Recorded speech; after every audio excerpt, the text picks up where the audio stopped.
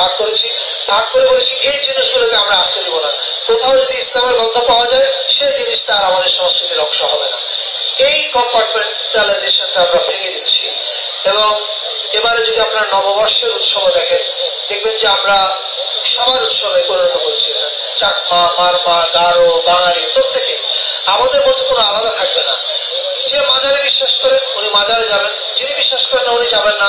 কিন্তু ওই আমি বিশ্বাস করি না বলে যেটা আমি বিশ্বাস করি না সেটা থাকতে পারবে না, সেটা ভেঙে দিতে হবে। That is the problem and that is fascism. এবং এই ফ্যাসিজম আমাদের বন্ধ করতে হবে। এখন এখানেও আমি আমাদের সৎভাবে আমাদের দুর্বলতা যেটা ছিল সেটা স্বীকার করা ভালো। একই সঙ্গে আমরা যে ঠিক পথে আগানোর চেষ্টা করছি এটাও বলতে চাই। আমরা যখন, আমি তো দায়িত্বে এসেছি সরকার শপথ নেওয়ারও 2 মাস বা 2.5 মাস পরে। আমি আসার পরেও দেখেছি 1-2 মাস পর্যন্ত আসলে পুলিশ বাহিনী অ্যাক্টিভ হয়।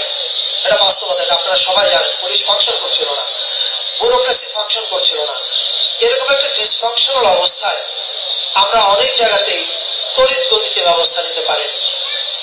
মাজার যেমন শুরুর দিকে অনেকগুলো মাজারে যে আক্রমণ করা হয়েছিল, যতটা দ্রুততার সাথে আমাদের ব্যবস্থা নেওয়া প্রয়োজন ছিল আমরা সেটা পারিনি। কিন্তু এখন আমরা সেটা পারছি। এখন যদি কোথাও আপনি দেখেন যে কোথাও কোনো ধরনের কেউ কোনো হঠকারী কাজ করছে, আপনি দেখবেন যে সরকার সেখানে দ্রুত ইন্টারসেপ্ট করছে, তড়িৎ ব্যবস্থা নিচ্ছে। ফলে আমরা এখন কনফিডেন্ট, এবং সেই কনফিডেন্স নিয়ে আমরা আপনাদের সবার উদ্দেশ্যে বলতে চাই, বাংলাদেশে আর কোথাও কোনো মাজারে যদি কোনো ধরনের এই ধরনের নৈরাজ্যমূলক ঘটনা ঘটে, সরকার সাথে সাথে ব্যবস্থা নেবে, আপনাদের পাশে থাকবে। কারণ সব মাজারগুলো আমাদের সংস্কৃতির অংশ এবং আমরা এটার পাশে থাকবো। আরেকটা কথা বলতে চাই গানের প্রসঙ্গে। আমি শুনে ফরাদ ভাইকে বলছিলাম, রোমেন ভাইকে বলছিলাম যে আমি এটা বিস্মিত হয়েছি। আমি জানতাম না যে এখানে গান বন্ধ করা হয়েছে। এটা ডেফিনেটলি তুলে নিতে হবে। এবং আজকে রাতে যে এখানে গান হবে এর মধ্য দিয়ে এটা উঠে গেল আপনারা ধরে নেন।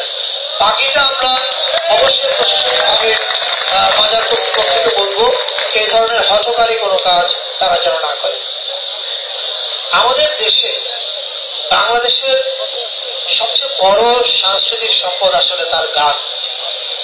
আমি নিজে একজন ফিল্ম মেকার, আমি যদি বলতে পারতাম বাংলাদেশের সবচেয়ে বড় সাংস্কৃতিক সম্পদ ফিল্ম, আমি খুব খুশি হতাম। কিন্তু আমি সেটা বলতে পারছি না, কারণ আমি জানি ফিল্ম আমাদের সবচেয়ে বড় অ্যাসেট না। আমাদের সবচেয়ে বড় সম্পদ গান, এবং নানা রকমের গান। লালনের গান একরকম, শাহাদুল করিমের গান আর একরকম, উকিল মুন্সির গান আর একরকম, এবং অনেক অজানা হাজার হাজার মানুষ আছে কোনোদিন কোথাও গান রেকর্ডিং করেনি।